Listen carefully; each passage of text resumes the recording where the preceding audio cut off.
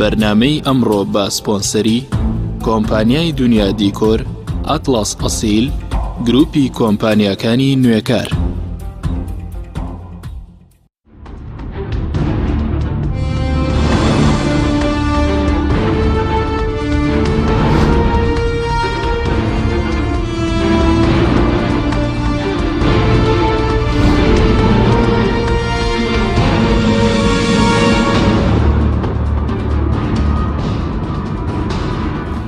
بەناوی خوای گەورە، سڵاوتان لێبێت بەڕێزان. وادەی ئەنجامدانی هەڵبژاردننی داهاتووی پەرلەمانی عێراق نزیک بۆتەوە و ئابوریارە 12ی مانگی پێنجەم ساڵ ئەنجام بدرێت. هاوڵاتیانیش لە ڕێگەی بەشداریکردن لە دەنگدان دەتوانن گۆڕانکاری لە نەخشەی نوێنەرایەتی هەرێم لە بەغداددا بکەن. بە میوانداری بەڕێز هاوژین عومەر، بەرپرسی ناوەندی هەڵبژاردننی کۆمەڵی ئیسلامی کوردستان، تاوتوێی ئەم پرسە دەکەین. سەرەتا ڕاپۆرتێک دەبینین.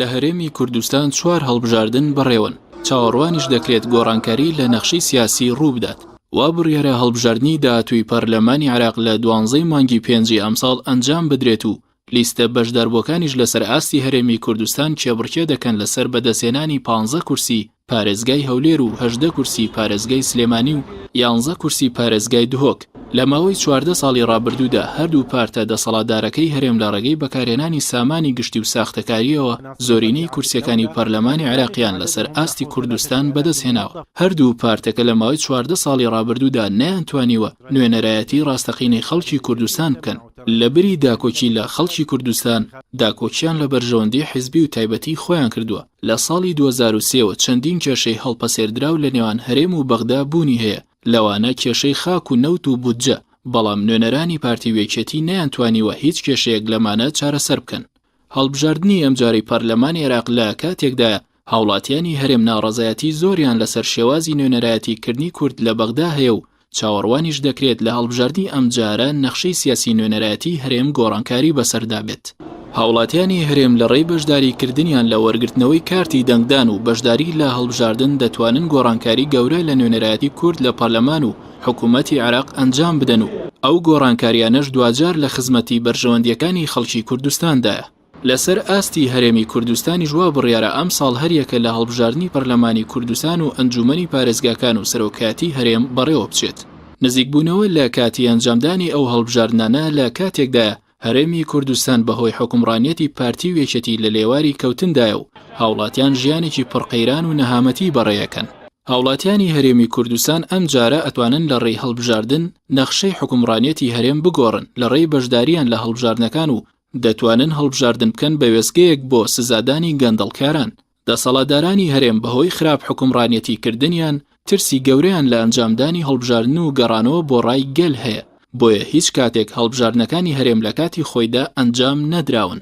دەسەڵاتدارانی هەرێم بە ئامانجی ئەنجام نەدانی گۆڕانکاریش بەردەوام خەریکی سارکردنەوەی هاوڵاتیانن لە هەڵبژاردن بە بانگەشەکردن بۆ ئەوەی هەڵبژاردن گۆڕانکاری دروست ناکات. بە بڕوای چاودێرانیش بەشداری نەکردنی هاوڵاتیان لە هەڵبژاردننی داهاتووی پەرلەمانی عێراق و هەرێم و ئەنجومەنی پارێزگاکان ڕێگە خۆش دەکات دەسەڵاتدارانی هەرێم درێژە بە گەندەڵی و نادادپەروەری و ژیانی پڕقەیرانی هاوڵاتیان بدەن. بەشداری کاراش دەبێتە هۆی گۆڕانکاری لە نەخشەی سیاسی هەرێم و لە بەرژەوەندی هاوڵاتیاندایە.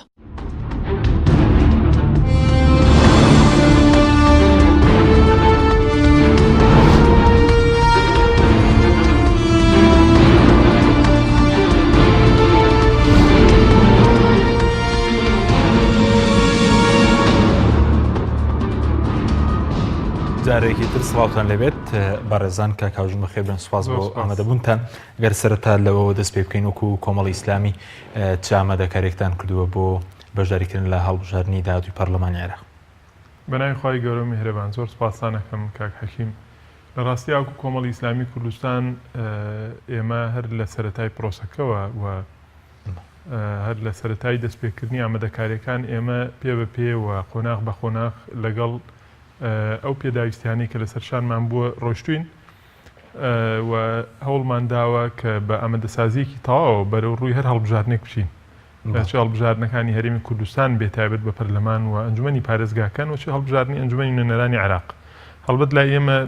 تەسەورەکەم شتێک نەماوە بە ناوی هەڵبژاردننی سەرۆکایەتی هەرێم چکە مؤسسەیەکە لە کاتی خۆشیە تەبعا نەبێ قسەی لێ بکرێ. ئێمە سپاس بۆخوا ئەوەی کە لەسەرمان بووە لە دوو ناحیەوە زۆر جددی بووین بۆ ئامادەکاری بۆ هەڵبژاردنەکان. یەکەم ئەو پێداویستیانەی یا ئەو مەرجانەی کۆمیسیۆن یا ئەو داواکاریانەی کۆمیسیۆن لەلایەنە سیاسی و قوارە سیاسیەکانی هەیە بۆ قۆناغبەندی لە خۆ ئامادەکردن بۆ هەڵبژاردن. و خاڵی دووهەم ئێمە لە هەر هەڵبژاردنێکی تر زیاتر یعنی تەرکیزمان لەسەر ئەم هەڵبژاردنانەی داهاتووی هەرێم هەیە. ئەوش لە کۆمەڵی ڕۆ کۆمەڵێک یەکێکیان پەیوەندی بۆی ئێمە داخلی کۆمەڵی هەڵبژاردننی زۆر هەستیارە بین کە کێبڕکێ و منافەسەی توندی تیا دەبێت، چونکە بەڕاستی ڕەنگەم هەڵبژاردنانە بتوانێت واقعێکی تازە لە هەرێم و لەسەر ئاسی عێراقیش تایبەت بە کورد بێنێتەکایە.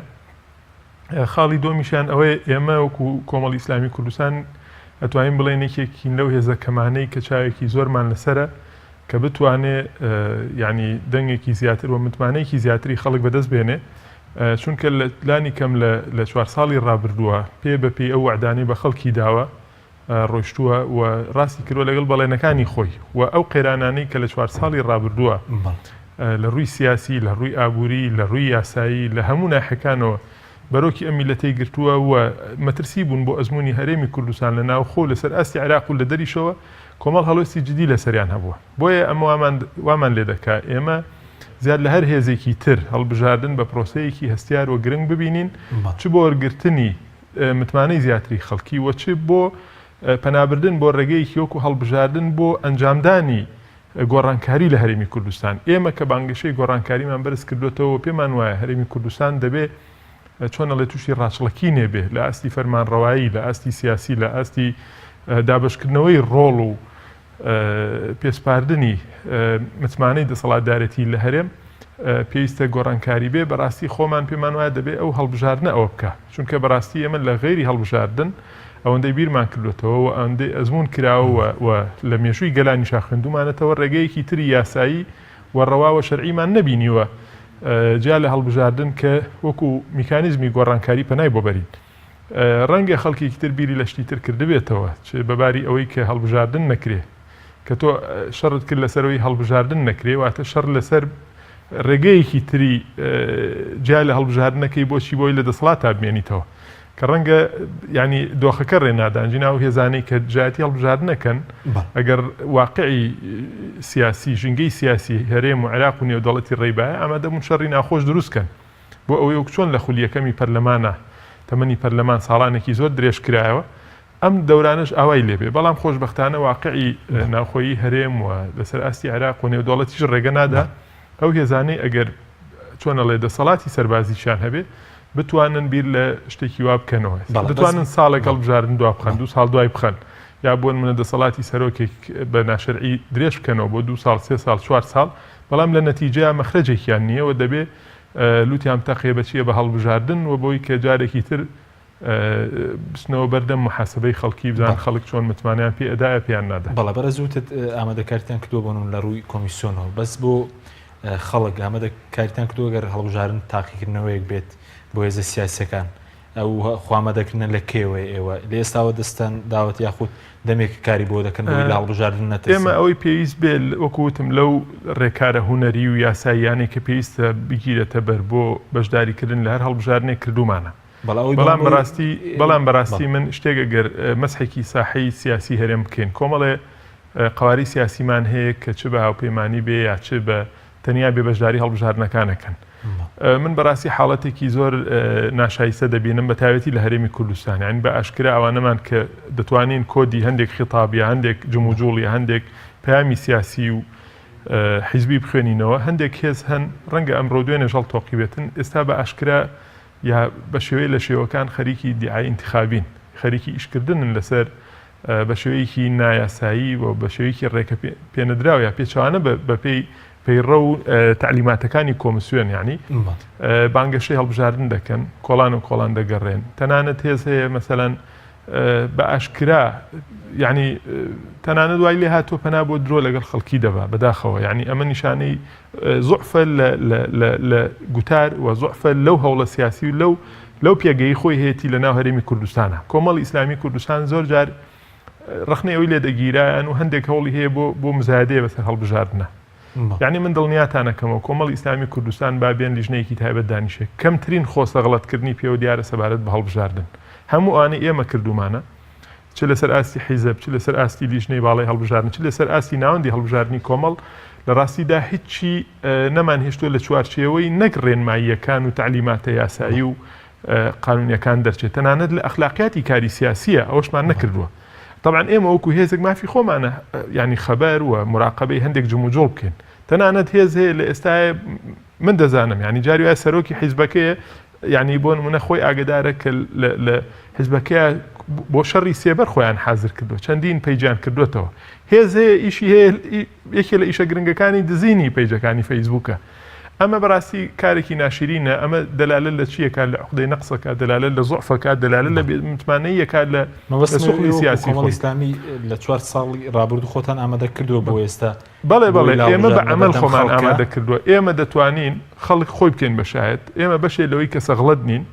بەڕاستی خەڵک خۆی حەکەمە دەزانێت کۆمەڵی ئیسلامی کوردستان لەم ئیمتیحانەیە دەرچووە ئەم پەیامەمان بە ڕوون و ڕاشکاوی لە ڕاپرسیەکانە لە ئیستیطلاعاتە لە دەمی کەسایەتی بێلایەنەوە لە دەمی ئەو کەسانەی کە دەتوانن لەسەر ئاستی کۆمەڵگە بیرکەنەوە لەسەر ئاستی کۆمەڵگە قسە بکەن لەسەر ئاستی کۆمەڵگە تەقیم بکەن ئەمانەمان بیستووە ئێستا وەرە ئەو کەسانەی کە چۆنەڵێ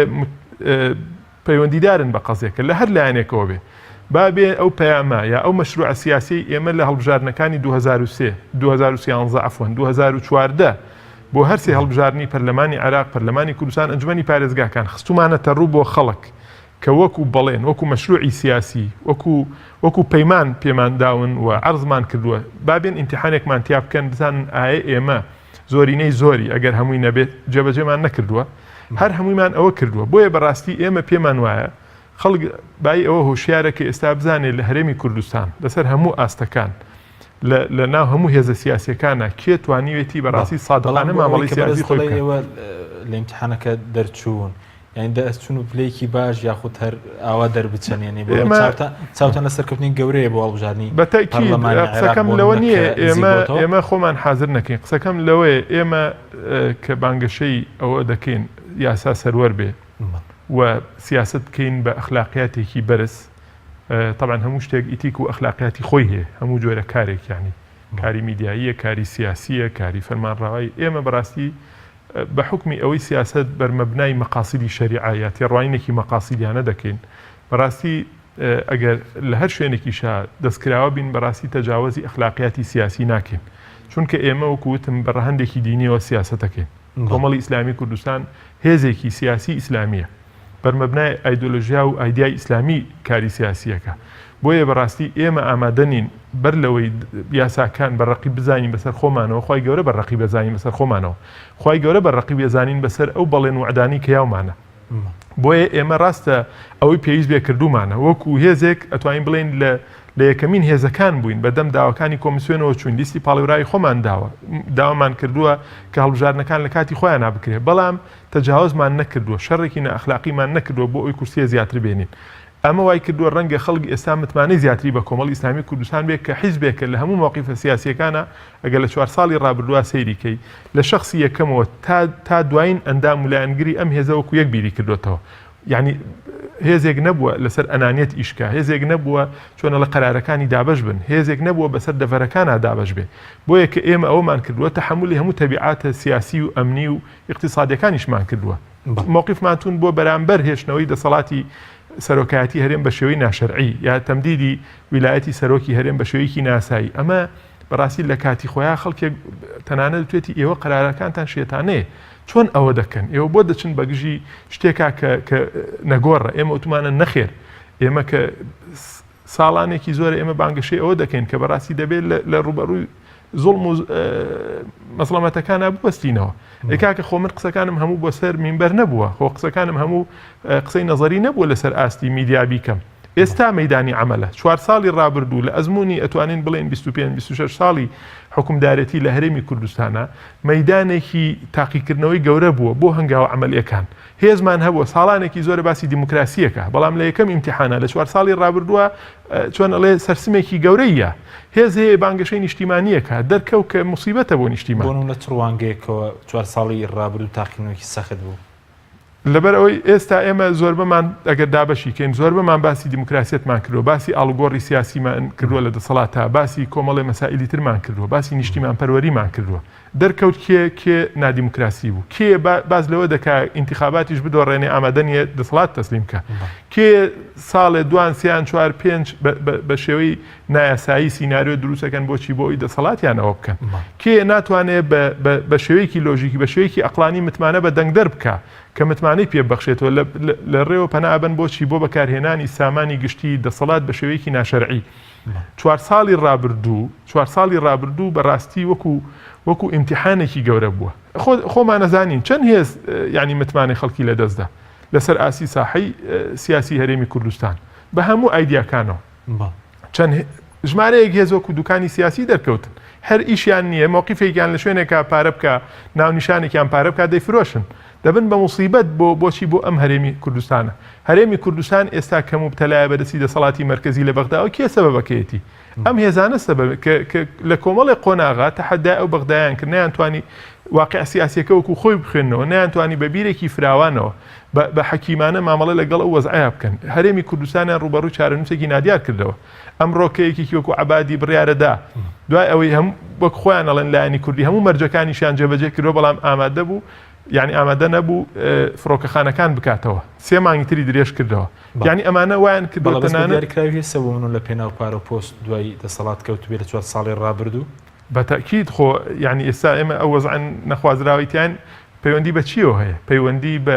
بە سیاسەتکردنێکی فاشیلانە و بە سیاسەتکردنێکی نامەبدەئیانە و بەڕاستی بە ئەنانیەتێکی زۆر بەرزەوە. هێز هەبوو پێی وابوو ئێمە دەبێت محکەمە بکرین لەبەرەوەی داخڵی پرۆسەی ڕیفراندۆم نەبووین. پێی وابوو 26 مانگ دەوڵەتی کوردی دروستەکرێ ئێمە دەبێت بخرێنە خارجی معادلەوە، وەکو ئەوەی کە ئەلاسەت ڕۆژێ لە ڕۆژان ئێمە سیاستمان نەکردبێ و بیری سیاسیمان فراوان نەبوو بێ و ئەزمموی سیاسیمان نەبێ. بۆیە 4 ساڵی ڕابردوو ئەو خەڵکە بای ئەوە دەرسی وەرگرتووە. 4 ساڵی ڕابردوو دەزانێ بەڕاستی لەسەر هەموو ئاستەکان چه هێزێک توانیوێتی ساحەی سیاسی بە شێوەیەکی وەکو خۆی تەحلیلکە وەسفکە و پێشبینی ئایندەی بۆ بکە. ئێستا بڕۆ هەموو قۆناغەکان لێبەرەوە. ئێمە وتمان کاکە ئەم شەڕی داعشە پێوەی مەنازێن، بەڕاستی ئەمە هەندێک وڵات ئیشیان پێتانە وەرن نێوماڵی کورد ڕێکخەنەوە و ئۆپن بێمنەتی منوێنن. هەر ئەوە نەچوار وەفدی بیانی دەهات سیرەکەم هێزە سیاسیانی لە دەسەڵات بوون ئامادە نەبوون یعنی پێشنیازەکانیشی وەرگرن. یعنی ئێمە داوامانە کرد کاکە ئەگەر لە هەرێمی کوردستانە پێویست بە هێزی سەربازیە ئەو هێزانی کە پاشخانی سەربازیان هەبووە و هێزیان هەبووە کاکە بیان خەڵکەکانیان کۆکەنەوە لە زمانی کۆمەڵی وحداتی عسکەری گەورەیە با لە خزمەتی نیشتیمانە بە. تەنانەت مجازەفەشیانە کرد بە چیەوە و مزایدەشیانە کرد بە خوێنی خەڵکەوە. تەنانەت ئامادەش نەبوون لەوە شاکە تۆ خزمەتی نیشتیمانی پێ بکەیت. بۆ نمونەبەرەکانی شەڕت قەرەباڵغکەی هێزی سەربازی کوردستان نیزامیکەی ئەویان نەکردووە. هاتن بۆ نمونە ئەم هەموو پێشنیارە سیاسی جوانە کاکە هەڵبژاردن کە ڕیفراندۆم مەکە پەرلەمان کارا بکەرەوە، کاکە هەڵبژاردننی سەرۆکاتی لە کاتی خۆیان بکە. نەتیجەکە چی بوو؟ نەتیجەکە خۆشیان زەرەری گەورەیان کردووە، بەڕاستی میلەتیشیان دووچاری ئەوە بووە. ئەیتر لەمە ئیمتیحان گەورەتر چی کە تۆ حقیقت و جەوهەر و ماهیەتی هێزە سیاسیەکانی هەرێمت هەم بە باری ئیجابی هەم باری سلبیە لەسەر هەموو ئاستەکان بۆ دەرکەوتووە. ئەمە هەرێمی کوردستان کە ئێستا ئەناڵێنێ هەرچی تۆ هەر سەیری دۆخی مامۆستایان کەیان مامۆستایان کە یەکێک لە مەدەنیترین شەریحەکانی کۆمەڵگەی کوردین و لە ڕووی نەوعیەوە نەوعین و چ لە ڕووی کەمیشەوە لە ڕووی چەندێتیشەوە کەمیەتێکی گەورە لە ناو کۆمەڵگەی کوردیە. 100,000 مامۆستات هەیەەوە. 2 دانە ساڵ 3 دانە ساڵ ئەم مامۆستانە تا ئەم دەقیقەیەش تا ئەم ڕۆژ لە هەوڵی مەدەنیانە بەردەوامن بەبێ ئەوەی خوێن لە لوتی کەسێکات بێ. باشە تا ئەم دەقیقەیەش هیچ حسابێ بۆ مافەکانیان ناکرێت. ئیتر ئیمتیحان لەوە گەورەتر چی؟ تۆ نەتوانی شەریحەیەکی گەورە یعنی ئەمانە لەسەر هەموو ئاستەکان قەیرانیان دروست کردووە. ئێستا ئەم دەسەڵاتە نەمێنێ گۆڕانکارێکی گەورە بێت تۆ لانی کەم 10 ساڵت پێویستە بۆ ئەوەی کەسایەتی تاکی کوردی دروستکەیتەوە، تاکێکی سەلیم و دروستکەیتەوە کە بتوانێت بە سەلیمی بە تەندروستی بیرکاتەوە. خەڵک هەیە بەو پەڕی کەسایەتیەوە دێچی دەکات دێ دەڵە کاکە من 500 دینارم پێ نییە لەسەر تەلەڤیزۆن ئامادەی یعنی ئەوەنە ئازاری بۆ هاتووە مامۆستایەک کە ڕەمزی مەدەنیەت و ڕەمزی پێگەیاندنی جیلەکانی داهاتووە بڵێ وەڵام من 250 دینارم پێ نییە هەمومان دەچینە مارکێتەکان دەچینە دوکانەکان دەزانین حاڵی مامۆستا چییە چەندێک قەرزارن چۆن دەچن تەنازول دەکەن هەندێکیان لەژێر ئەوەیە ئەمە ئەگەر گەورەترین ئیمتیحان نەبێ و گەورەترین تاقیکردنەوە نەبێت کە ئەم هێزانە بەسەر ئەم میلەتەیە هێنابێتیان دەبێت چی بێ بەڵێ زۆر باش بە سوارت بە خۆمەدەکاری بۆ هەڵبژاردنەکانی داهاتووی پەرلەمانی عێراق ڕخنە زۆرێک لە هێزەکان دەگیرێ بۆچی کاندیدە کۆنەکانیان مەسەلەن دووبارە کاندید کردوتەوە یا خودی بۆشی تەنها 15 کاندیدتان هەبوو و سییانیان کۆنن بۆ نمونە لە ڕووی مەبدەئیەوە ئێمە ئیشمان لەسەرەوە کردەوە جی تازە ئەو بکەین و بەڕاستی ئێمە نابێ هیچ ئیمتیازاتێک و هیچ ئەگەر ئیمتیازاتیش نەبێ هیچ تەکلیفێک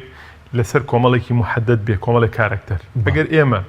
لە ڕووی مەبدەئیەوە وامان بیر کردەوە کە کۆمەڵی کارکتەر دەبێ هەتا قیامەت لە مەسئولیەت تا بن و ڕۆڵیان پێ بسپێرێ و کەسی تر نێتە پێشەوە ئەو حیزبێکی نێمە حیزبێکی دوابراو دەرەچین بەڵام ئەوەی کە دەوترێ سەبارەت بە کاندیدەکان تەوان ئەمە وەکوتم لە ڕووی مەبدەئیەوە ئەگەر وەکو مەبدەئی سەیریکەین قسەیەکی حەقە بەڵام ئەگەر لە ڕووی چۆنەڵێ خوێندنەوەی واقعی سیاسی لە هەرێمی کوردستان سەیریکەین ئێمە وەکو پێشتر وتم لەبەردەم کۆمەڵی هەڵبژاردنین هەڵبژاردننی چارەنووساس هەڵبژاردنێک کە بەڕاستی توانێت نەخشەی سیاسی لەسەر ئاستی هەرێمی کوردستان بگۆڕێ و نوێنەرایەتیکردنی کوردیش لە بەغدا بگۆڕدرێ خۆتە زانی ئێستا لە بەغدا ساڵانێکی زۆر ئەکێتی و پارتی هەموو شتەکانیان قۆرخ کردووە بەڵام دەرکەوت کە ئەزمونێکی فاشیلیان هەبوو لێش نەک لە هەر ناوهەرێمی کوردستان بۆیە هەموو هێزەکان کە لە بەردەم تاقیکردنەوەیکی گەورەیان بەڕاستی هاتوون گەورەترین ڕقەمی خۆیان چۆنەڵێ کاندید کردووە و دیارترین وەچەکانی خۆیان کاندید کردووە تەنانەت زۆرێک لە هێزەکان هاتوون لە هەموو ئاستەکانە خەڵکی خۆیان دەرهێناوە ئێمە ئەگەر سێ کەسمان کاندید کردوێتەوە لە وەچە کۆنانە هەرسێکیان ئێستا پەرلەمانتاری بەغدان یعنی بۆ نەفسی پرۆسە کە پێمان وایە سەرکەوتوو بوون و خەڵکیش پێی وایە سەرکەوتوو بوون هاتوین خسومانەوە بەردەم ئیمتیحانی خەڵک کە متمانیان پێ بدەنەوە و پێشمان وایە و من لێشت ناشارمەوە ئێمەی کۆنتاکتان لەگەڵ غەیری خۆمانە هەیە لەسەر ئاستی کەسایەتەکانی کۆمەڵگە ئەوانەی وەکوتم دەتوانن بەڕاستی قسە لەسەر هەموو ئاستەکانی کۆمەڵگە بکەن بەڕاستی بەشێکی زۆری پێشنیاری ئەو خەڵکانە بووە کە ئێمە ئەم وەجهانە تەرشیحکەینەوە بۆیە بەڕاستی ئێمە هاتین کە دەزانین هەموو هێزە سیاسیەکان خەڵکەکانی کە پێیان وایە لەسەر ئاستی حیزبی خۆیان خەڵکی نەوعین خەڵکی ڕقەمێکن هیچ حکمەتێکی تیان نییە ئێمە بۆ نمونە ئەو جۆرە بیرکردنەوەمان نەبێ ئێمە پێمان وایە لە یەکەم تا 15م هەمووی خەڵکی بەقوتە قسەکەشمان بۆ نییە بڵین وڵاکە کە ئەمانە بەقوترن لەوە تا ئێمە بۆ نمونە لە خیتابمانە ناتەوازونێکە بێ بەرامبەر ئەو کاندیدانی خۆمان بەڵام بەڕاستی من لێر ناشارمەوە ئێمە لە بیرکردنەوەی خۆمانە بۆ خۆ ئامادەکردن بۆ هەڵبژاردن بۆ ئاسانی گەڕین یعنی بۆ مەبدەئی ئاڵۆزی نەگەڕین هێز هەیە بۆ منە بیسی کاندید لە سلێمانیا تەرشیحەکە ڕەنگە ئەمە حکمەتێکی هەڵبژاردننی تێدا نەبێ بەڕێی من بە خوێندنەوەی من ڕەنگە ئەو پەیوەندی بەوە نەبێ لە حیلە و لە فێڵی هەڵبژاردنەوە سەرچاوی گرتبێ ڕەنگە هەندێک هێزەوێت لە کۆمەڵی کوتلە و کۆمەڵی ئاراستە ئەوە بوو بێ ئەم کوتلێ دێنە 5 کەسی خۆی ئیدراجەکە ئەو کوتلەیە 5 خۆیێنێ ئەو کوتلەیە 5 خۆیێنێ ئەمە حکمەتەکە بێ ئێمە پێمان وایە بە کۆمەڵێک کاندیدی نەوعی و بەهێز بەشدار بین ئەو کەسانی کە مرەشەحیانەکەین لەسەر ئاستی هەموو محافەزەکانی خۆیان خەڵکێکی دیار بن لەم پەڕی محافەزەکەەوە بۆ ئەو پەڕی محافەزەکەی خەڵکێکی دیارە لەبەرەوە هیچ پێویست ناکە مادام کەسایەتێک کە لەسەر ئاستی پارێزگایە ئێمە سەغڵەتەیەکی زۆر دروستکەین بۆیە بەڕاستی مەبدەئی ئێمە ئەوەیە لەم هەڵبژاردنە کە خەڵک خۆی زیهنی مەشغوڵە زیهنی ماندووە ئێمەش بە دیعای ئینتیخابی و بە ناوی زۆر و بە ڕقەمی زۆر ئەوەندەی تر مێشکی ماندوو نەکەین کۆمەڵێکی کەم کۆمەڵێکی بەهێز کۆمەڵێکی نەوعیمان خستۆتە ناولیستی پاڵێورانمانەوە بۆچی بۆ ئەوەی بەڕاستی حتا ڕەنگە ئەمە لەسەر هەموو ئاستەکانی وەکو حملەی ئینتیخابی وەکو کۆمەڵێ خیتابی ئینتیخابی ئەو مەبدە دیسانەوە پەیڕۆکێن چونکە خەڵک خۆی دەزانێت ئێستا خۆیەک لا کردوتەوە دەن بەکێ دەدا بە چ لیستێکی دەدا و ڕەنگە پاڵێورایی مفەزەلی خۆشی لێستاوەریمانەیە دوای ناوبڕەکە سەرەسەر گرنگی بەشداری هاوڵاتیان لە هەڵبژاردن و گۆڕانکاری دەکەین بەڵێ بینەرانی بەڕێز ناوبڕێک و دەگەڕێنەوە وڵات تۆپ ئارت تاکە بریکاری تۆڕی میدیایی کۆمەڵ بۆ دروستکردن و بڵاوکردنەوەی ڕیکلام تۆپ ئارت گروپی کۆمپانیەکانی نوێکار بۆ جوانکاری بیناسازی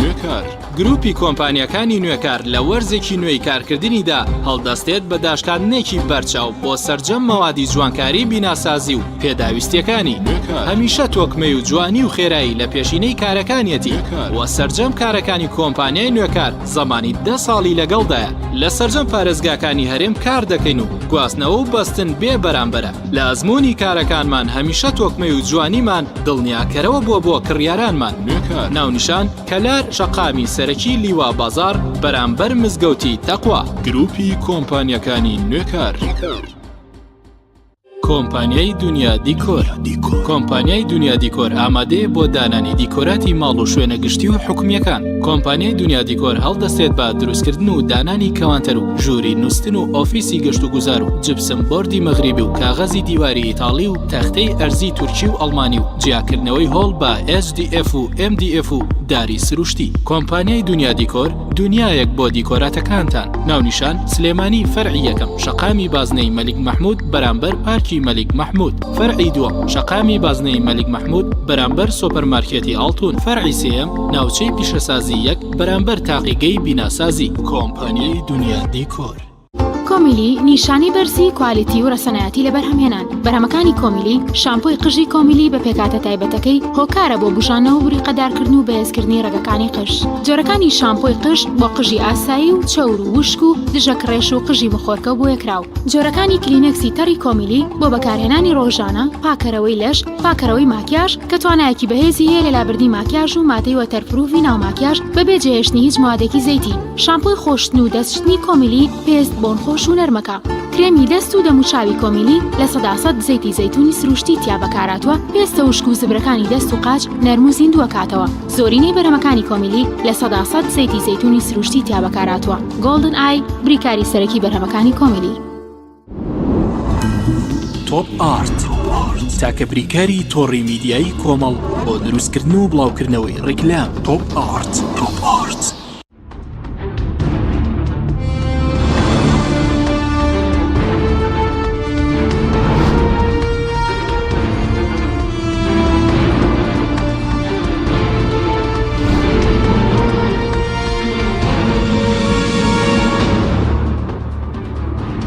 جارێکی تر سڵاوتان لەبێت بەڕێزان کاکاژین قسە لەسەر ئەو بکەین ئێستا دەسەڵات ئیش لەسەر ئەو دەکات بۆ نمونە هاوڵاتیان سارپاتۆل لە دەنگدان بۆەوەی کە هەڵبژاردن گۆڕانکاری دروست ناکات. ئایا فعلەن وایە هەڵبژاردن گۆڕانکاری دروست ناکات یاخود گرنگی هەڵبژاردن بۆ هاوڵاتیان چییە؟ خۆی لە ئەساسا هەڵبژاردن دیارترین میکانیزمی ڕەوا و شەرعی و یاساییە بۆ ئەنجامدانی گۆڕانکاری لە هەڵبژاردنە. هەر کەسێک بیری پێچوانەی هەبێ بەڕاستی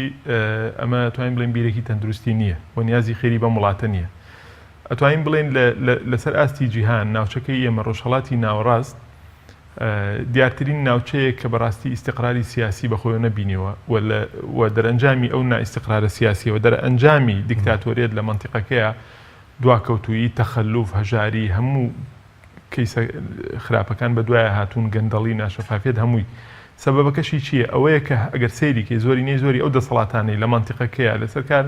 یا مەلەکیەکی نادەستوریە یا بە کودەدا هاتوون یا دیکتاتۆریەتێکە یعنی هەڵبژاردنێکی ساختە هەیە وەکۆی لە سووریا و لە میسر و ئەوانە دەکرا. بۆیە بەڕاستی هەر کەسێک بێوێ چۆنەڵێ لە فلتەری با ئەو خیتابە با بیرێک لە ئەزمموی ئەو وڵاتانەی دەرودراوسێمان کاتەوە کە چیان بەسەر هاتووە لە ئەنجامی دیکتاتۆریەتی بووە نەبوونی هەڵبژاردننی حەقیقی لە ناوڵاتیانە. بۆیە بەڕاستی ئەوەی ئەو بیرە دەکاتەوە خزمەتێکی ئەم نیشتیمانەی ناوێ و بەڕاستی خێری ناوێ بۆ ئەم نیشتیمانە لە مێژووی کۆن و نوێ سەیری بکەی و ئەوەی لە دووتێی کتێبەکانی شاهەیە. ئێمە چەند ڕێگایەکمان هەبووە بۆ گرتنە دەستی دەسەڵات. ڕێگایەک هەبووە تەعین بووە مەسەلەن ئیمپراتۆرێتێک بۆ هاتۆ خۆی یا دەسەڵاتێک بۆ چەند کەسێکی داناوە بە دەر لە ڕێکارەکانی سەردەم هاتووە و تویانە کاکە ئەم 5-6 کەسە کۆبوونەتەوە کە دەسەڵاتدارن پێیان وایە کاک حەکیم دەبێت لە دوای مردنی ئیمپراتۆریا لە دوای مردنی دەسەڵاتدار بێتە سەر حکم. خاڵی دوم مەلەکیەتمان هەبووە مەلەکیەت. خاڵی سێهم کە هۆکارێکی تری دەسەڵاتگرتنە دەست بۆ کودەتا بووە. کودەتا جیا لە شۆڕشی جەماوەری ڕەوا ئەویان شتێکی ترە. خاڵی چوارەم هەڵبژاردنە. ئێمە لە ڕووی سیاسی و لە ڕووی یاسایی ناوخۆیی و لە ڕووی یاسای نێودوڵەتی سەیریکەین و لە ڕووی شریعەتی ئیسلامیشەوە سەیریکەین. هەڵبژاردن ئەتوانین بڵێن ڕەواترین و یاساییترین و شەرعیترین میکانیزمە بۆچی بۆ ئەوەی تۆ گۆڕانکاری لە دەسەڵاتە بکەی یالانی کەم ئەگەر گۆڕانکاریش نەکەی تۆ هیچ کێشەیەک لەگەڵ دەسەڵاتەکەتان نییە متمانەی پێبیتەوە ئەساسەن هەڵبژاردن بۆ ئەمە دروست کراوە ئێمە تەسەوری ئیسلامی ئێمە چۆن لە پێشووە سیستمی بەیعەت هەبووە بەیعەت چییە؟ بەیعەت میکانیزمێک بۆ ئەو سەردەمە ئێستا واقعی سیاسی ئەوە بووە کۆمەڵی گۆڕانکاری لە پرۆسەی هەڵبژاردن و بەیعەت ڕوویداوە جاران لەسەر ئاستی ئەو شوێنانەی کە پیان وترا عاسیمە یعنی منزومەی دەسەڵات دەوێ بوو هەڵبژاردن لە نێوان خەڵکەکە ئاکرایە بەیعەت ئەوە دەکرا ئێستا کە واقعی سیاسی وڵاتان پێشکەوتووە میکانیزمەکە لە بەیعەتەوە بۆ بە هەڵبژاردن و تاکی کۆمەلگە دەگرێتەوە و عاسیمە ناگرێتەوە یا شارێکی محەدەد ناگرێتەوە بۆیە لە هەرێمی کوردستانە کۆمەڵێک ئیتیجاهات هەن کۆمەڵێک ئاڕاستە هەن ئیش لەسەر ئەوە دەکەن کۆمەلگە بەم شێوەیە بمێنێتەوە کۆمەلگە لە دەسەڵاتی کۆمەڵی خەڵکا بمێنێتەوە ئێمەی سیاسیە ئێمە ئەو کەسانەی کە لەم کارەیە ئیش دەکەین یا وەکو مراقیبی ئیعلامیش تەنانەت دەتوانین کۆدی ئەو خیتابانە بناسینەوە هەر هێزێکا وتی وەڵا هیچمان فەرقمان نییە تەنها یەکێتی و پارتی تاوانبار نین و هەموو هێزەکانەوە بزانە خۆی بەرژەوەندیەکەی گرێداوە بە بەرژەوەندی دەسەڵاتەوە یعنی ئەمە یەکێکە لەو خیتابانەی کە ئێمە ئیشکالێکی زۆرمان لەگەڵی هەبووە خیتابێکی تر دەڵێ وڵا کاکە هەڵبژاردن هیچ گۆڕانکاریەک ناکاوچی و ناچین بۆ دەنگدان ئەمانە هەمووی ئامانجی سیاسی لە پشتەوەی ئەو هێزانەی کە دیعای نەفسیەکەن و بانگەشە دەکەن بۆ ئەوەی هەڵبژاردن خەڵک نەچێ بە دەمیەوە و بەداخەوە لەم شەوانەیە من بینیم پیجێکی فەیسبووکیش دروست کرابوو نەخێر بۆ هەڵبژاردن یعنی ئەمانە بەڕاستی هەموو بۆ چین بۆ ئەوەی کە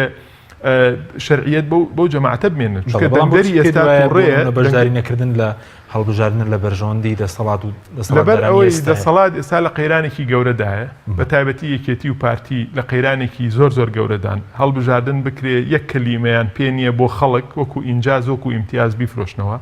من نازانم ئەم هێزانە لە خیتابی ئیعلامی و لە بانگەشەی هەڵبژاردنا دەڵێن چی بۆچی چیان پێ نییە یعنی ئەو وەزعی کە ئێستا هەرێمی کوردستانی تێکەوتووە لە دەستدانی زیاتر لە نیوەی خاکی هەرێمی کوردستان خاکی بنەڕەتی هەرێمی ینی کوردستان لە بەتایبەتی لە منتیقەکانی مادەی 140 لێ بەرپرسیارە ئەم هەموو تاگڕەوی و ستەمکاری و نانبڕین و ناشەفافیت و گەندەڵی و تیرۆرکردنی ناری سیاسی و ڕۆژنامەنووس و ئەم هەموو عەزاب و دۆزەخەی لە چەند ساڵی ڕابردووە کراوە بە قورگی ئەم خەڵکەیە کێ لێ بەرپرسیارە کۆمەڵی ئیسلامی لێ بەرپرسیارە نەخێر هەرەو دەسەڵاتە و ئەوانەی کە چۆن ئەڵێ متحالف بوون لەگەڵ ئەو دەسەڵاتەیە لێ بەرپرسیارن ئەم دەسەڵاتە بەڕاستی شتێکیان پێ نییە بۆ ئەو خەڵکە بۆیە ئیش لەسەر چیەکەن بە ئاڕاستی تر ئیش لەسەر قەرەبووکردنەوەی ئەو شکستە دەکەن یەک لەوانە بڵاوکردنەوەی ناومێدی لە ناو خەڵکە یەک لەوانە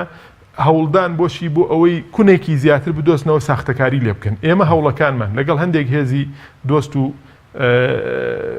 چۆن لێ هاوپەیمانی سیاسیمان لە شەو ڕۆژ لە هەوڵدان بۆ ئەوەی کونێکی زیاتر بگرین تەزویری لێ نەیەتە ژوورەوە یعنی تەزویری لێوە دزەنەکە بۆ ئینتیخابات بەڵام خەڵکێک هەیە شەو ڕۆژی خسوەتە سەرێک بۆچی بۆ ئەوەی لەسەر هەموو ئاستەکان تەزویر بکە تەزویر هەر ئەوە نییە کە لە ڕۆژی دەنگدانا تۆ ئیکەی لە ڕووی زانستیەوە تەزویر دابەشە بێ بۆ 3 قۆناغ لە قۆناغی دەستپێکردنی یەکەم هەنگاوە تا ڕۆژی دەنگدان بە حملەی ئینتیخابیەوە تەزویر لەو مدەیە ئەکرێ لە ڕۆژی دەنگدانە ئەکرێ لە دوای دەنگدانیش لە کاتی ئەعلانی نەتائیج و فەرزی ئەسواتەکانە دەکرێ من ناو تەزویری ڕاستەوخۆ تەزویری ناڕاستەوخۆمان هەیە چۆن تۆ بۆ نمونە سەدان هەزار خەڵکی بندیوارت هەیە کە بە ناشەرعی و بە نایاسایی و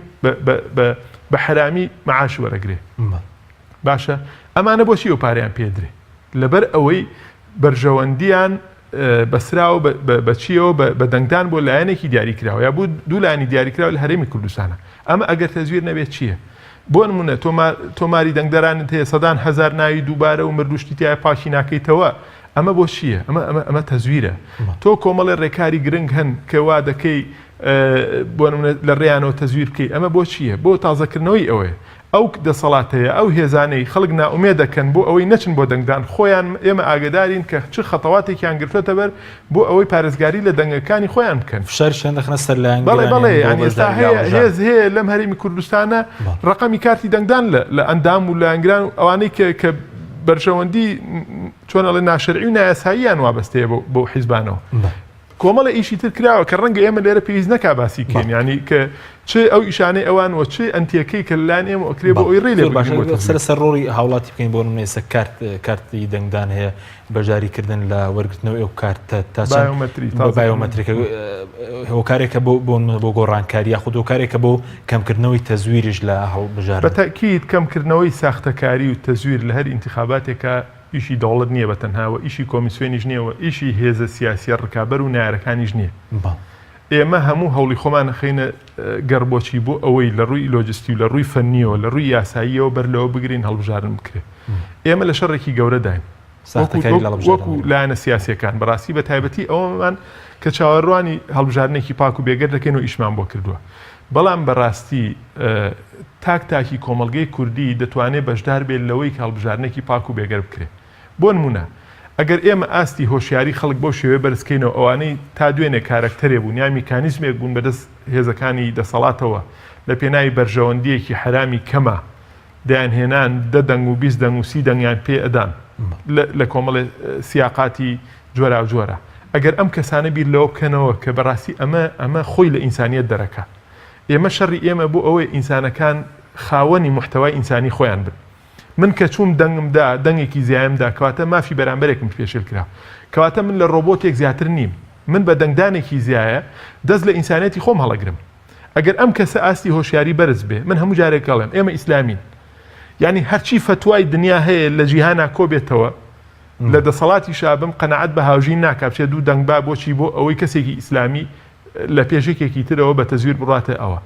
بڕاتەوە کەواتە بەڕاستی ئێمە ئەگەر ئیش لەسەر ئینسانێتی خۆمانەکەین و پێمان وایە خۆمان ساحەبی خۆمانین و کۆیلە نین بەدەست کەسەوە و ڕۆبۆت نین دەبەڕاستی هیچ کاتێک ڕێنادەین هیچ دەسەڵاتێک هیچ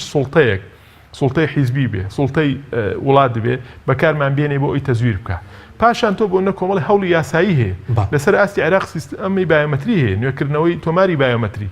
خەڵکی ئێمە بۆ ناچێ باشە ئەوە چەند ڕۆژێکە ئێستا بە تایبەتی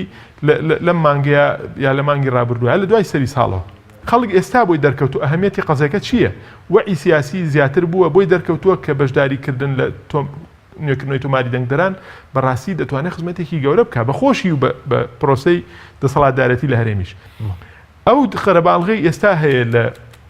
بنکەکانی نوێکردنەوەی تۆماری بایۆمەتری ئەگەر پێشتر هەبووە ئێستا ڕەنگە تقریبان لە سا 80 تەجاوز کردا تۆماری بایۆمەتری چونکە کۆمیسیۆن ئەوەندەی من ئاگدار بم بڕیارێکی هەیە یعنی بە تایبەتی کاتێک ئیش بە تۆماری بایۆمەتریەکە کە ڕێژەی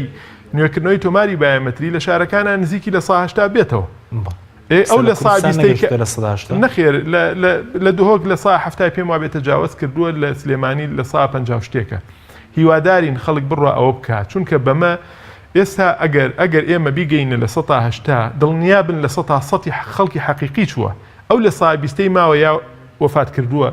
یا ئەو کەسانن کە نایان دووبارە بووە یا ئەو کەسانە بوون کە بە شێوەی نایاسایی ناویان لە ناو تۆماری دەنگدەرانەکەیە هەبووە خۆگەل لە ساسەیە کە چووکەواتەوە تۆمارە پاکە پێویستی بە بایۆمەتری نییە ئێمە هەمومان دەزانین با هەموو خەڵک بڕوا بزانێ ئەو کەسانی کە لە عایلەی خۆیانە لە چەند ساڵی ڕابردووان مردون زانە ناوەکەیان نادۆزێتەوە زۆر کەسمان هەیە ئێمە ئاگدارین خۆی نەقل کردووە ناوەکان هێشتۆتەوە لەو شوێنە ئەساسیەکەی بۆیان نەقل کردووە بە ئیزافە نەقل بووە بەڵام بەویستێک نەهاتون کۆنەکە بکوژێنەوە بۆیە بەڕاستی تۆماری بایۆمەتریک کە ئەرکێکی سەرشانی هاوڵاتیە دەتوانێت بەهۆیەوە بەشدار بێت لە چی لەوەی کە کارکتەرێکی سەرەکی بێ بۆچی بۆ کەمکردنەوەی تۆماری بایۆمەتری ئێوە داوەتان لەلایەن گرانی کەمکردنەوەی تەزویر بەهۆی تۆماری بایۆمەتریەوە بەشداری کاران هەبێت لە وەرگرتنەوەی کاتی ئێمە زۆر ئیشمان کردووە بە تەدەڕۆژ ئیشمان کردووە جارێ چۆن قەناعەت بە ئەندامانی خۆمان بکەین و بە کەسوکار و بە دۆست و خزم و بنەماڵەکانیان بۆ ئەی بچن ئەوە بکەن لەسەر هەموو ڕێکارەکان ئەومان کردووە لێ ئەلامە ئەومان کردووە و بەڕاستی لە زۆر شتی تر ئەومان کردووە بەڵام لە هەرێمی کوردستانە نامتان ئەگەر متابعە بکەن دەسەڵاتی سیاسی لە هەرێمی کوردستان کە بە تایبەتی ژێکێتی و پارتی بوون ویستێکی جددیان نەبووە بۆ ئەوەی ئەم پرۆسەیە بەرەو پێش لە هەرێمی کوردستانە وەگەرنا دەیانتوانی زۆر زووتر فەرمان دەرکەن بۆ ئەوی لە مؤسساتە هیچ هاوڵاتیەک نەتوانێت مامەڵەکانی ڕایکە ئیلا ئەو کاری نەکردبێ بۆیە ئەگەر سیرکەی لە ناوڕاست و جنوبی عێراقا زۆر شار هەیە زۆر پارێزگا هەیە لە سا 80 زیاتر تێپەڕانەوە زۆر دەمێکیشە بەڵام بۆچی لە هەرێمی کوردستان ئەوە نەکراوە هەر شوێنێک دەسەڵاتی کوردی پێگەیشت بێت لە کەرکووکە لە ماوەی پێشوا لە سا 57 کرابوو کە ئەوە دەسەڵاتی کوردی لەوێ حزورێکی جددی هەبووە باڵادەست بووە و ئەو لێ بەرپرسیارە ئەمە هەموو نیشانەی چییە بەڕاستی نیشانەی ئەوەیە ئەم دەسەڵاتە نایەوێت هیچ ڕێکارێکی مەدەنی یاسایی سیاسی سەردەمیانە بچیرێتە بەر بۆ ئەوەی حکمێکی ڕەشیدانە هەبێ ئەو بۆ ئەوە هاتووە خۆی لە دەسەڵاتە بمێنێتەوە پێی هەر ڕۆژێک پێی وابێت کە ئەو نابێت لە دەسەڵاتە بمێنێ و مبرری وجودی لە دەسەڵاتە نەماوە کارە ساتێ بۆ میلەت بخڵقێنێ ئێمە دەبێت ئەم باجە هەر ڕۆژێک بێ بیدێن. سید قوتب دەفەرمێ هەر کەسێک ئامادە نەبێ باجی ژێر سەربەستی بە هەتا دەمرێت دەبێت باجی ژێردەستەیی بە. ئێمە بەڕاستی ئەگەر ئەو هێزانەی تریش کە ڕەنگە دەستبارگر بوون بۆ یەکێتی و پارتی بن ئەگەر بە نێتێکی پاکیش بوو بێ لە پرۆسەکان و لە پرۆسەی درێژکردنەوەی ئەم دەسەڵاتە لە ڕیفراندۆم لە هەر شتێکی ئەگەر بە تەفکیرێکی سیاسیە بە هەڵوێستی سیاسی وەکو کۆمەڵ و گۆڕان و ئەم هێزانەی تر ئیشیان کردایە ڕەنگە ئەو دەسەڵاتەش ئێستا لەبەردە مەسئولیەتێکی حەقیقی وایە ئەم کارانی نەکردایە. بۆیە ئێمە بەڕاستی ئەتوانین بڵین مەسئولیەت بەرامبەر ئەنجامدانی هەڵبژاردنێکی پاک و بێگەرد وە خاوەن کارایی و کاریگەری و فعالیت لە تاکەوە دەست پێکات تا ئەگاتە موسساتی کۆمەڵگەی مەدەنی و تا ئەگاتە حیزب و قارە سیاسەکان و کۆمیسیۆن و دەسەڵاتی. زۆر باش ئێستا خەڵک زۆر گلەی هەیە لەسەر نوێنراتی هەرێم لە بەغدا و لەسەر هەرێمی کوردستانیش بێگومان دەکرێم هەڵبژاردنە بکرێتە وێزگەیەک بۆ گۆڕانکاری لە نوێنراتی هەرێم لە بەغدا و هەڵبژاردنەکانی داهاتووی کوردستانیش کە ئەنجام بدرێن بێتەوە گۆڕانکاری گەورە یا سزادانی ئەو کەسانی کە ئەم بارودۆخیان دروست کردووە. بە تەکید کاک حەکیم ئێمە ئەوەی دەیزانین ڕەنگە زۆر زیاتر بێ لەو معلوماتەی کە سەبارەت بە گەندەڵی و ناشەفافیەت و قۆرەخکاری گەیشتۆتە هاوڵاتی ئاسایی. خەڵکێک نەچۆتە هەندێک وڵات کە تۆ دەچیتە هەندێک وڵات کاتی لەگەڵ سەفیر و قونسڵ و کۆمەڵێک ملحقاتی ئەو سەفارەدانیشی سەیرەکەی هەموو قۆرەخکردنی ئیمتیازات لەلایەن نوێنەرانی یەکێتی و پارتی لەلایەن دەسەڵاتی یەکێتی و پارتیۆ لە بەغداشە شۆڕ بۆتەوە تەنانەت بۆ خەڵکێکی کەم تەمەنیش بۆ خوشکەزا و بۆ برازا و بۆ ئامۆزا و ینی تەنانەت کە قسەشیان لەگەڵەکەی قسەیان لەگەڵ کراوە بەشێکیان خۆیان بە کەمتەرخەمی شەزانن ینی زۆر زیاتر لەوە چاوەڕێیان کردووە. خەڵک هەیە دەفتەرێک مەعاشێتی بۆ نمونە لە سەفارەتێکە لە قونسڵێتێکە مانگی نزیکی دەفتەرێکی خۆی بە کەمتەرخە مەزانێ چاوەڕێشتی لەوەی کە بەستویانەتەوە بە ناوی سەفیریەوە بە ناوی قونسوڵیەوە لە وڵاتێکا بەستویانەتەوە ئەم چاوەڕێی زۆر زیاتر بووە. یعنی بەڕاستی ئەتوانین بڵین ئەوەی کە خەڵک لێوەی دیارە لە نوێنەرایەتی ناڕاستەقینەی خەڵک لەلایەن یەکێتی و پارتیەوە لەسەر ئاستی بەغدا زۆر لە ئێمە زیاتر دیارە. ئەمان هەموو پۆستەکانیان بۆ خۆیان قۆرخ کردو هەموو ئیمتیازاتێک و بەڕاستی هەرچی زۆر جار ئێمە دەزانین لە مزەکەراتی ئەو بەرپرسە سیاسی ئەمریکی و ئینانەیە چەندین ملیار دلار هاتووە ئەمانە کەس نەیزانیوە وەریان گرتووە بەبێ ئەوی خەڵک بزانێ چۆن تەوزیعیان کردو بە هەلیکۆپتەر هاتووە هەر یەکەوە بەشی خۆی بردووە. ئێستا دەبێ ئێمە کۆتایی بەوە بێنین. باشە تۆ سەیری کە لە ماوەی ڕابردووە بەشێک لەو چین و توێژانەی لە هەرێمی کوردستانە گیرۆدەی قەیرانی ئابووری و دارایی بۆ چینی جوتیارانە. باشە باز جوتیاران خۆیان حەکەم بن کێ شەڕی کردووە لەسەر پارەکەیان نوێنەرانی یەکێتی و پارتی بوون لە بەغدا نەخێن نوێنەرێکی وەکۆی کۆمەڵ بووە هەندێک ئەندامی تر یەکێکی وەکو مامۆستا ئەحمەدی حاجی ڕەشید تۆ گەر سەیریکی ئێمە خۆمان ئەگەر جاری وایە سەعاتێک پێکەوە دەبین 10 جوتیار تەلەفۆنی بۆکەن بۆچی لەبەر بەڕاستی ئیشی فعلی کردووە بۆ ئەوەی پێی کرابێ ئێتر پارەکە دێنایە بەس ئەوەی کە وەکو ئەمانەتی سەرشانی کردوێتی ئەمانەی کە چوونەتە ئەوێ نوێنەرایەتی ئەم میلەتی کوردیان کردووە لە بەغدا بە تایبەتی سەرانی یەکێتی و پارتی نەیانتوانێت لە ئاستی ئەو بەڵێنانە بن و لە ئاستی ئەو مەسئولیەتە سیاسی و نەتەوەیە بن کە لێ بینیوانە هەر خەریکی بەشێکی زۆریان خەریکی دابشکردنی ئیمتیازات وانە بوون زۆر بە کورتی داپرسیان کەواتە دەبێت هاوڵاتیانی هەرێم خۆیان ئامادە بکەن بۆ هەڵبژاردن هەم بۆی گۆڕانکاری نوێنەراتی هەرێم بکرێم لە سەراستی کوردستانیش هەڵبژاردن بەرە گۆڕانکاری بەتاکید ئێمە بێهیوانین لە هەڵوێست و لەو ساردەیە کە خەڵکی هەرێمی کوردستان هەیەی چونکە ئەوە لە ڕووی سایکۆلۆژی و شتێکی طبیعیە ئێمە هێشتا داخڵی ژینگەی هەڵبژاردن نەبووین کە داخڵ دەبین بەڕاستی ئەو خەڵکە بایی ئەوە تاڵاوی چەشتووە کە حەریص و سوور بێ لەسەر بەشداریکردنێکی کارا بۆ هەڵبژاردن و تۆڵەسەنەوە لەم دەسەڵاتە گەندەڵە هەر ئەوەی لە مانگی لە دوای سەری ساڵەوە خەڵک ڕۆ کاتە بنکەکانی نوێکردنەوەی تۆماری بایۆمەتری دلیلە لەسەر ئەوەی خەڵک ڕۆژ بە ڕۆژ متمانەی زیاتری بە پرۆسەکەەوە بێ وەسپاس بۆ خوا ینی خەڵک ئەزانین چۆنە هەندێک واقعی تاڵ هەیە وەکو مەدرسە وایە